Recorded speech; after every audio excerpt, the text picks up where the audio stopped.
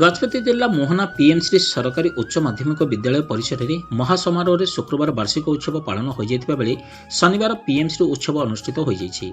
ପ୍ରଥମ ଦିବସରେ ଅତିଥିମାନଙ୍କୁ ବାଜା ବଜାଇ ଓ ନୃତ୍ୟର ତାଳେ ତାଳେ ସ୍ୱାଗତ ଜଣାଇ ସଭାସ୍ଥଳକୁ ପାଛୋଟି ନିଆଯାଇଥିଲା। ଅତିଥିମାନେ ଜଗନ୍ନାଥଙ୍କଠାରେ ଦୀପ ଧୂପ ଦେଇସାରି ଆସନ ଅଳଙ୍କୃତ କରିଥିଲେ।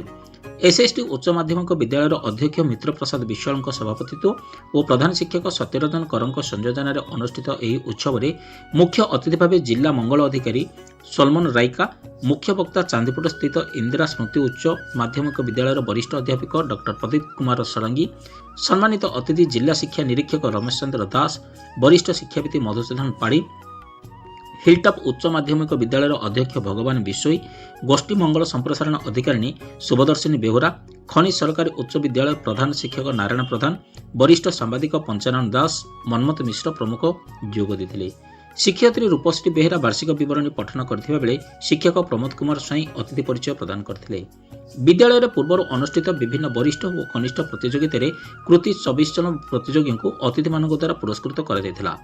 ଅପରାହ୍ନରେ ଶିକ୍ଷାର୍ଥୀମାନେ ସାଂସ୍କୃତିକ କାର୍ଯ୍ୟକ୍ରମ ପରିବେଷଣ କରିଥିଲେ। ଦ୍ୱିତୀୟ ଦିବସରେ ଅନୁଷ୍ଠିତ ପିଏମ୍ସି ଉତ୍ସବରେ ବିଦ୍ୟାଳୟର ପ୍ରଧାନ ଶିକ୍ଷକ ସତ୍ୟରଞ୍ଜନ କରଙ୍କ ସଭାପତିତ୍ୱରେ ଏହି ଉତ୍ସବକୁ ସ୍ଥାନୀୟ ଗୋଷ୍ଠୀ ଉନ୍ନୟନ ଅଧିକାରୀ ରାଜୀବ କୁମାର ଦାସ ମୁଖ୍ୟ ଅତିଥି, ସାଂସଦ ପ୍ରତିନିଧି ଜିତେନ୍ଦ୍ର କୁମାର ବେହେରା ମୁଖ୍ୟ ବକ୍ତା, ସ୍ଥାନୀୟ ସରପଞ୍ଚ ସୁନିତା ମଲ୍ଲିକ, ସମିତି ସଭ୍ୟ ବାଳକୃଷ୍ଣ ମଲ୍ଲିକ, ଶିକ୍ଷାବିତ ମଧୁସୂଦନ ପାଢ଼ୀ, ଅଧ୍ୟାପିକା ଡକ୍ଟର ପ୍ରଦୀପ୍ତ କୁମାର ଷଡ଼ଙ୍ଗୀ, ଡବ୍ଲ୍ୟୁଓ ଶୁଭଦର୍ଶିନୀ ବେହୁରା, ଶିକ୍ଷା ପରିଚାଳନା କମିଟି ସଭାପତି ଇଶା ମାଝୀ ପ୍ରମୁଖ ଯୋଗ ଦେଇଥିଲେ। ଅତିଥିମାନେ ବିଦ୍ୟାର୍ଥୀମାନଙ୍କୁ ସୁଉପଦେଶ ଦେବା ସହିତ ଏସ୍ଏସ୍ଟି ଓ ପିଏମ୍ସି ବିଦ୍ୟାଳୟଗୁଡ଼ିକୁ ପ୍ରଧାନମନ୍ତ୍ରୀ ଓ ମୁଖ୍ୟମନ୍ତ୍ରୀ ବିଭିନ୍ନ କ୍ଷେତ୍ରରେ କୋଟି କୋଟି ଟଙ୍କା ପ୍ରଦାନ କରୁଥିବା ଓ ବିଦ୍ୟାର୍ଥୀମାନେ ଭଲ ପାଠ ପଢ଼ି ବିଦ୍ୟାଳୟ, ଜିଲ୍ଲା, ରାଜ୍ୟ ଓ ଦେଶର ନାମ ଟେକ ରଖିବା ପାଇଁ ପରାମର୍ଶ ଦେଇଥିଲେ। ଅନୁଷ୍ଠିତ ଉତ୍ସବକୁ ବରିଷ୍ଠ ଶିକ୍ଷକ ସୁଭାଷ ଚନ୍ଦ୍ର ପନ୍ନାଡ଼, ରମେଶ ଚନ୍ଦ୍ର ମିଶ୍ର, ଯୋଗେନ୍ଦ୍ର କୁମାର ନାୟକ, ମାନସ ମଲ୍ଲିକ, ଶିକ୍ଷୟିତ୍ରୀ ରାଜେଶ୍ୱର ପୃଷ୍ଟି, ରଶ୍ମିତା ବେହେରା ଓ କର୍ମଚାରୀ ଭାସ୍କର ତ୍ରିପାଠୀ, ଅଲିରାମ ଗୌଡ଼, ଅଙ୍କିତା ମଲ୍ଲିକ, ସବିତା ସେଠୀ ପ୍ରମୁଖ ପରିଚାଳନା କରିଥିଲେ।